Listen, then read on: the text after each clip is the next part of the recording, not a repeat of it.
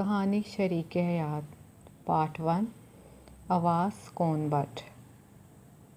وہ ایک طوفانی رات تھی جب میرے سامنے 2 راستے رکھے گئے، بیوی کو چھوڑ دو یا گھر سے نکل جاؤ۔ میں نے اپنے فالصادہ والد کی طرف دیکھا جن کی آنکھیں بے بسی کے آنسوؤں سے تر تھیں، مگر اپنے بیٹے کے حوصلے پر فخر تھا۔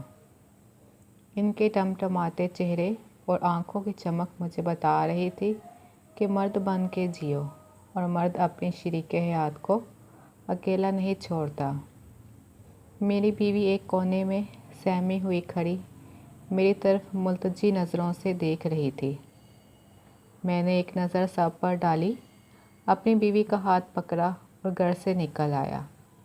میری جیب میں صرف 500 روپے تھے، مگر حوصلہ پہاڑوں سے بھی بلند تھا۔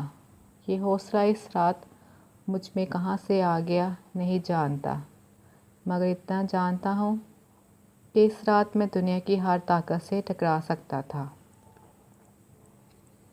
مہرالنساء مجھے ایک حادثے میں ملی۔ شادی کی رات پہلی بار اسے دیکھا۔ شادی کیا تھی؟ جرگہ کا ایک فیصلہ تھا جو 2 خاندانوں کے بیچ دشمنی کو صلح میں بدلنے کے لیے دیا گیا۔ مہرالنساء کے بھائی چاچا نے میرے بھائی کو قتل کر دیا تھا۔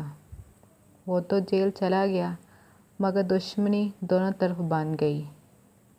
آئے روز ایک دوسرے پر گھاٹ لگا کر فائرنگ کرنا دونوں طرف زندگی جیرن تھی۔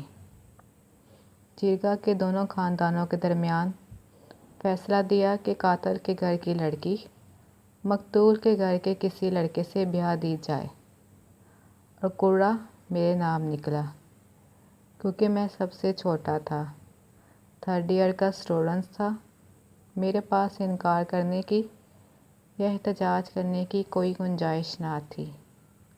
دبے لہجے میں احتجاج کیا بھی، مگر مجھے سب ایسے دیکھ رہے تھے جیسے میں دنیا کا سب سے بڑا بے غیرت انسان ہوں۔